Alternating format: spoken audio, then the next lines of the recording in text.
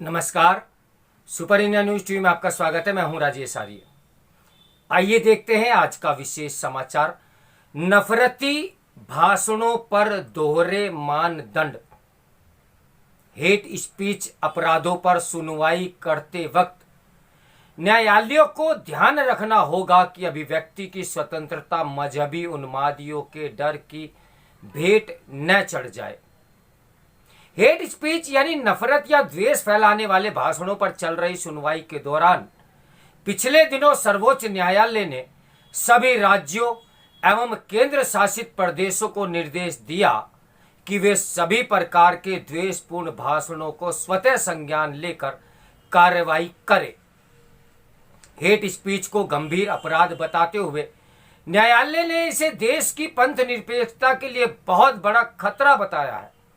सुनवाई के दौरान शीर्ष न्यायालय की 2 सदस्यीय पीठ ने यह चेतावनी भी दी कि यदि संबंधित राज्यों की पुलिस ऐसे मामलों में प्राथमिकी दर्ज नहीं करती तो यह सर्वोच्च न्यायालय की अवमानना होगी।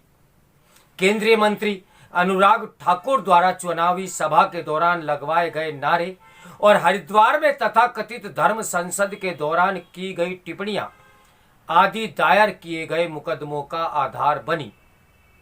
बाद में विभिन्न पक्षकारों द्वारा और अन्य बहुत से मामलों को जोड़ा भी गया। भारत जैसे बहुजातीय और विषम रूपी देश में सद्भावपूर्ण सह अस्तित्व के लिए यह जरूरी है कि सार्वजनिक भाषण में मर्यादा रखी जाए। यह भी सही है कि नस्लीय, भाषाई, जातीय या मजहबी आधार पर घृणा और उत्तेजना फैलाने के प्रयासों को रोकना आवश्यक है, परंतु जिस तरह सर्वोच्च न्यायालय ने स्पष्ट तौर पर हेट स्पीच संबंधी निर्देश जारी किए हैं उनमें समाधान कम स्वतंत्र अभिव्यक्ति के दमन और शासन द्वारा इन प्राविधानों के दुरुपयोग की संभावना अधिक दिखाई पड़ती है। स्वयं न्यायालयों ने ऐसे मामलों में बार बार विरोधाभासी रवैया अपनाया है।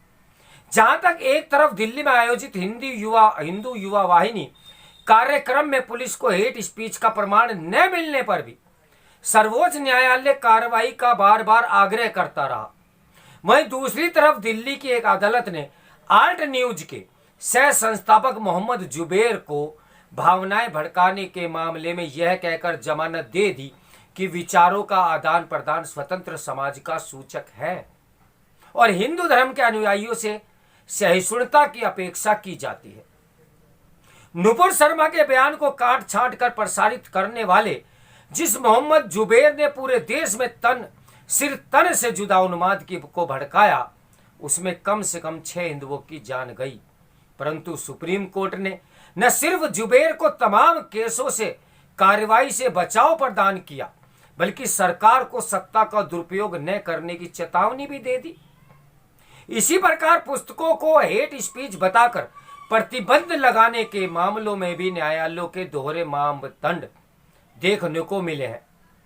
एक और तो सर्वोच्च न्यायालय ने कांचा इलेया की तेलुगु पुस्तक सामाजिक समगल कोला यानी कोमा टोल्लू पर प्रतिबंध लगाने से इनकार कर दिया। वहीं दूसरी ओर अधिवक्ता आरवी भसीन की पुस्तक Islam a concept of political invasion by Muslims को बॉम्बे हाई कोर्ट ने हेट स्पीच बताकर प्रतिबंधित कर दिया। कांचा इलेया की पुस्तक में वैश्य समुदाय को सामाजिक लुटेरा बताने के अलावा संपूर्ण हिंदू समाज के खात्मे के बाद भारत की परिकल्पना पर पूरा अध्याय था।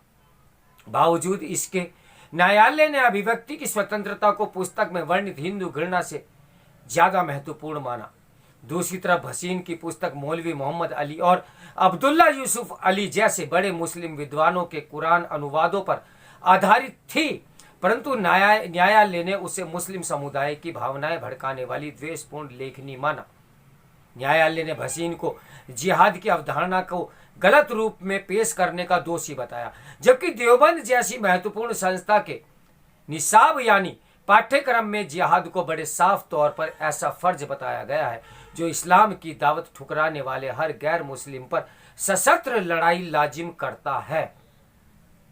सर्वोच्च न्यायालय की जो पीठ हेट स्पीच मामलों की सुनवाई कर रही है, उसका स्वयं का आचरण बहुत हैरान करने वाला रहा है। पीठ के समक्ष जब सॉलिसिटर जनरल तुषार मेहता द्वारा डीएम के नेता और आर राजीव गांधी के उस बयान को लाया गया जिसमें उन्होंने पेरियार की प्रेरणा से ब्राह्मणों के नरसंहार की बात कही थी, तब न्यायाधीश के एम जोसेफ ने उनसे पेरियार के अस्तित्व की जानकारी होने के बारे में पूछा। इसी तरह अधिवक्ता विष्णु जैन द्वारा देश के विभिन्न हिस्सों में पीएफआई की रैलियों में लगे सर तन से जुदा के नारों को भी न्यायाधीश ने क्रिया की प्रतिक्रिया करार दिया। ये भी बेहद चौंकाने वाला आचरण और अब तक विभिन्न न्यायालयों द्वारा संज्ञान में लिए गए केस बताते हैं कि हेट स्पीच की कार्रवाई अधिकांशतः अल्पसंख्यक और विशेष रूप से मुस्लिम समुदाय की यानी मुस्लिम समाज की अति संवेदनशीलता को संबोधित करने या फिर इस्लाम पर होने वाली किसी भी चर्चा को रोकने के लिए हो रही है, भले ही वह कितनी ही भी तार्किक और जरूरी क्यों न हो। जितनी न्यायिक सक्रियता हेट स्पीच पर दिखाई दे रही है, उतनी बेअदबी का आरोप लगाकर की गई हत्याओं या आए दिन होने वाले लव जिहाद जैसे हेट क्राइम्स पर नहीं दिख रही है। और यदि यही ऐसा गंभीरता हेट क्राइम्स पर देखने को मिले तो शायद उन मजहबी प्रेरणाताओं और उनके स्रोतों को चिन्हित किया जा सके जो घृणा जनित अपराधों को बढ़ावा दे रहे हैं। हेट स्पीच अपराधों पर सुनवाई करते वक्त न्यायालयों को ध्यान रखना होगा कि अभिव्यक्ति की स्वतंत्रता मजहबी उन्मादियों के डर की भेंट न चढ़ जाए।